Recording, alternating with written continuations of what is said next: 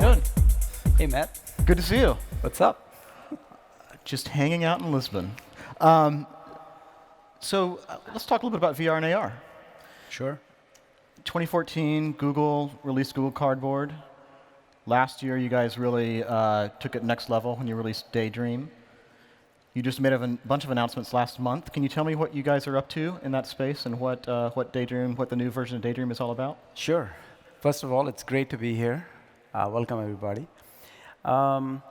So from our humble roots of cardboard, we recognize the power of immersion, what it's like to going places, and that aha moment has now helped us build a new platform for high-performance mobile computing. We call that Daydream. And essentially, most high-end Android phones are now Daydream ready. There's about 15 phones, tens of millions of phones out there on which you can play VR content. That's games, videos, immersive experiences. Alongside that, like you said, last year, we also launched a hardware platform. We call that Daydream View. Comfortable, built-in fabric with a very expressive controller. And the idea is you just slip in your phone and you're into VR in just a few minutes, few seconds. And while you're there, you can go take a journey, like we do with the New York Times and other publications like The Telegraph, see what it's like to be a newborn from the eyes of a newborn, watch live programming, and play games. So we've actually been very happy with the launch. It's been about a year. And our second generation headset just launched just a few weeks ago. And just describe what it looks like a little bit more in depth if you can for people. I think most people have only seen the black box that goes over people's faces. First of all, it's made with fabric because after all, you're putting it on your face. It's comfortable, it breathes well. It comes in different colors, so you can lay it on a living room table and put it on when you want to enjoy an immersive experience. And the controller is 9 IMUs, incredibly responsive. You can draw your name, you can make it a golf club, you can cook with it, flip hamburgers. So we're very proud of the hardware. And then the device itself, it's not a dedicated thing like some of your competitors. It actually uses the phone, which goes into the headset, That's right. You slip in the phone, you just slip in the phone, close the latch, and as soon as it recognizes there's a phone in, you're already into VR.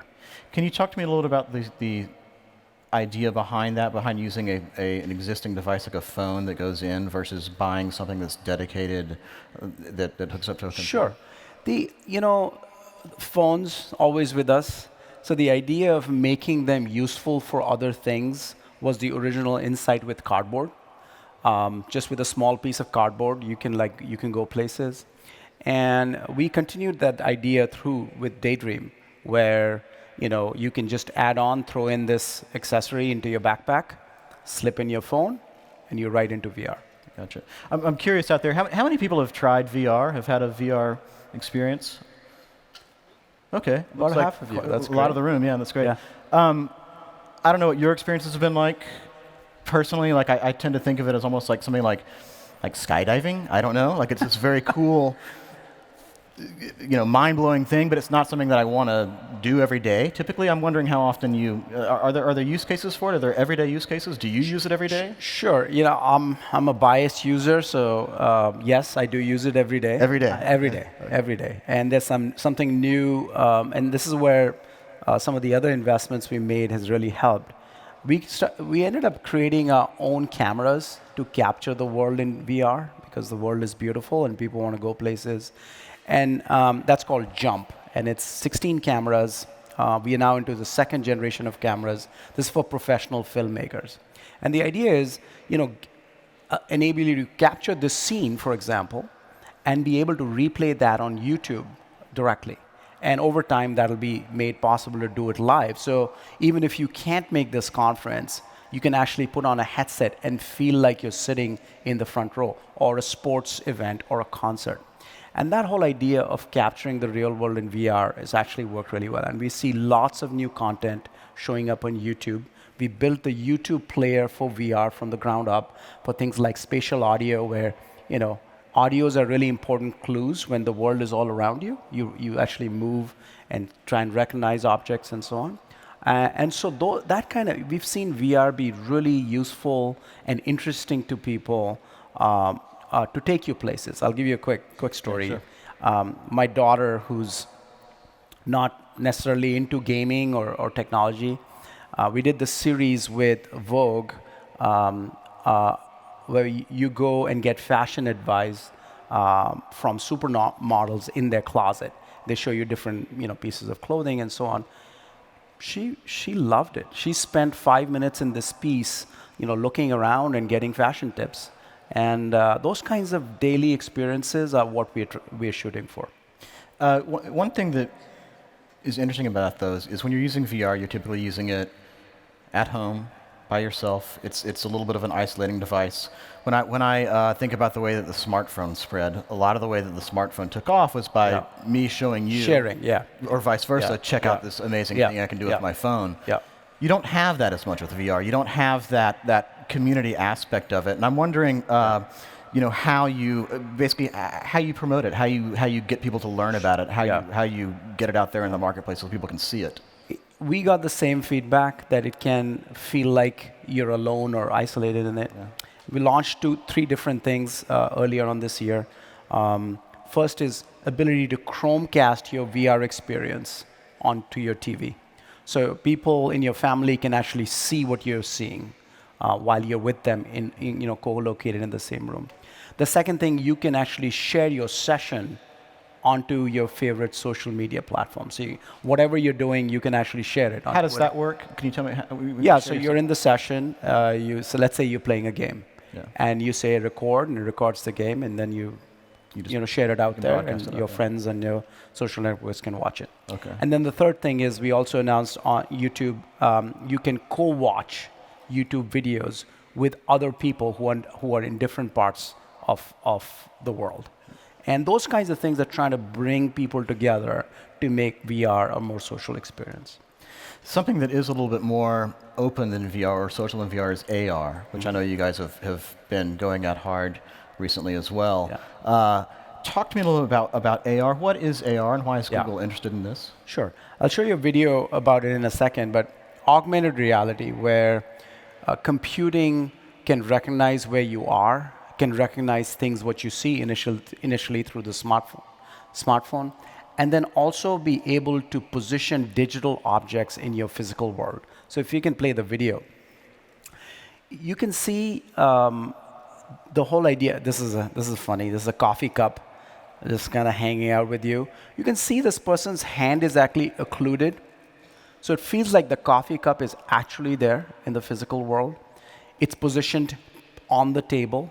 So it's on the plane, and it recognizes your plane. Here you see somebody actually watching someone else play a game, but in 3D on their tabletop. So you can walk around this game and feel like you're actually there. And this is my favorite and yours. Yeah. Where while you're shopping, being able to visualize objects that you're trying to purchase in your environment and be able to change textures and colors before you make the purchase to see if they fit. Incredibly useful, and so AR enables a lot of these experiences. So in the past year, we've seen, Facebook, Microsoft, Google, Apple, all really going into VR, and I swear every single time I've seen this, it's been a furniture demo. Like, what can it do that's very cool? And there's a demo of somebody placing a couch in a living room. Yeah. But there's got to be something beyond that. Like, what's the bigger picture? Why is everyone so interested in AR and going so hard at it, other than like placing my IKEA rug or my my coffee table somewhere and seeing if it fits? Sure. Well, Patty said it's multi-trillion dollar market. Look, I think whenever computing moves forward, where you can recognize the real world, you can recognize objects in the real world, and you may have heard about something that we previewed in I/O called Google Lens, and we just launched it on the Pixel a few weeks ago, where by just taking this action and lensing things, you can recognize what you see, what the computer sees, in this case, your phone. And then also understands the context of that phone with everything else in the real world, where you are, for example. And then obviously places objects like rugs or whatever in the real world. When you combine those three things, you can get some really useful experiences. I'll give you a couple of examples that we've envisioned that are possible. Many people have nut allergies. Right. Typically, you go through a grocery aisle and you have to sort of pick up and look at the labels to make sure you're getting nut-free breakfast bars or something. By just taking this action and looking at the grocery aisle, the nut-free products would come to life. So it'll highlight, because it recognizes those products. Sees what it's looking at Sorry, it recognizes what it's looking at. And then it's able to overlay against the appropriate products that you're looking for the right information that this is nut-free. Another such example, staying with retail, we've been doing this with a partner, a big box retailer in the US called Lowe's, where you can buy hammers and nails and essentially stuff to fix your home. But it's a very large format store. And when you've gone to these stores, it's tough to find help. There's not a lot of people available. The signage is not always perfect. And so we've embedded AR into their app, into the Lowe's app. So you just plug in what you're looking for, and then augmented directions show up on your phone that walk you over to the precise location of the product in the aisle, in the bin that product is located. So if I need like a circular saw or whatever, I go into Lowe's. Great example. I need them all the time, right? I'm always buying circular saws. But if I need something like that, I say what it's looking for, and it knows where it is in the store. And then you just take your phone out, and it'll show you augmented, footsteps. Okay. And it'll point you to exactly where you need to go. Okay. To get that product. Yeah, okay. And you can keep going. Use cases like you come out of a subway, you're in Lisbon, you're from a different part of the world, and you're trying to figure out which way to go. Right? I mean, that would be super useful to say, oh, just position your phone, and this is the direction, because you're augmenting then the real world with these virtual, directions. And we've seen another area which I'm really passionate about is education, and we've seen, and I'll show you a video here shortly, really interesting use cases where once kids interact with augmented objects, their recall and the way they learn, the way they store information is very, very different. So if you could roll the video, this is of a product called Google Expeditions. All right, who wants to see a volcano? 3, 2, 1. Look at that smoke coming out of that. See if you can figure out what that might be based on what you know about the respiratory system. I got to see where the alveoli branched off, and I could look inside them and see how everything worked, which I never saw before, and it was really, really cool. So Google Expeditions is this platform for teachers where they can take kids on a virtual or augmented field trip. And you hand these kids a phone, and they can either put it in a cardboard headset and take you to the Great Wall of China, or in this case, stand around a volcano and actually see it erupt. The way, and I was showing this to my kids, and I was like, wow, this changes how they interact with learning. So we feel like across different disciplines, everything from directions to entertainment to shopping to learning, augmented reality can have a really big impact. When Patty was introducing us, he talked about the business opportunities, which I assume is also a reason Google's interested in it. I don't know, but it's obvious like how you could make money from selling the hardware that might go with this. But what are the other types of business opportunities out there for people who are interested in developing for AR, VR? Sure. Look in VR and specifically in entertainment use cases, which are for mobile VR, are really one of the largest amount of use cases around entertainment. YouTube has a well understood model. So as a filmmaker, as a creator, you want to take people places. You can create content using cameras from us or other people. It shows up on YouTube, curated, and the business model there is understood, sponsorships and so on. And we're seeing, the good news is we're seeing really strong engagement from consumers in these types of immersive video experiences. They watch them through. The recall of these videos is very, very high. There's much more sharing that occurs. So they perform really well. And that's off to the races. People are starting to build for that. In augmented reality, we announced AR Core, which is essentially the augmented reality platform for Android, for high-end Android, and over time to all the rest of the Android ecosystem. There'll be hundreds of millions of phones that'll be AR ready.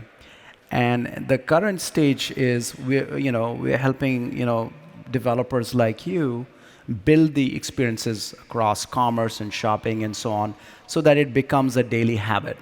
And once it does, I suspect the natural evolution of monetization comes through across various things. You can have games that are purchased by people on a model that people know. There'll be, if you can help people find things or shop for things, there's appropriate business models around that, around advertising or commerce.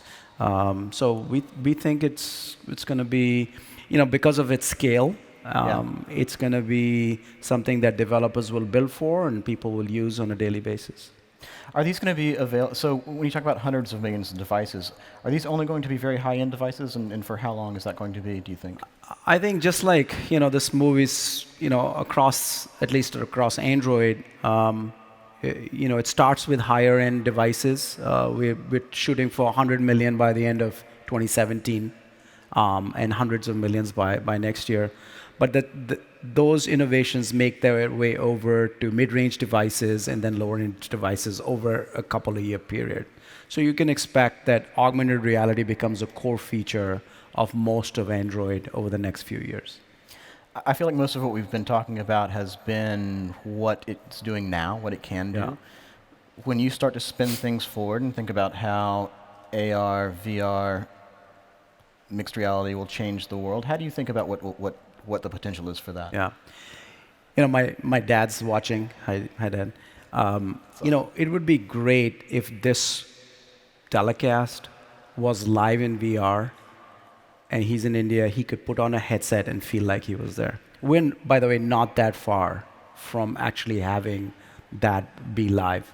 Mm-hmm. We announced 3 consumer cameras that you can place on your coffee table to capture your personal memories, whether that's a picnic or a birthday party.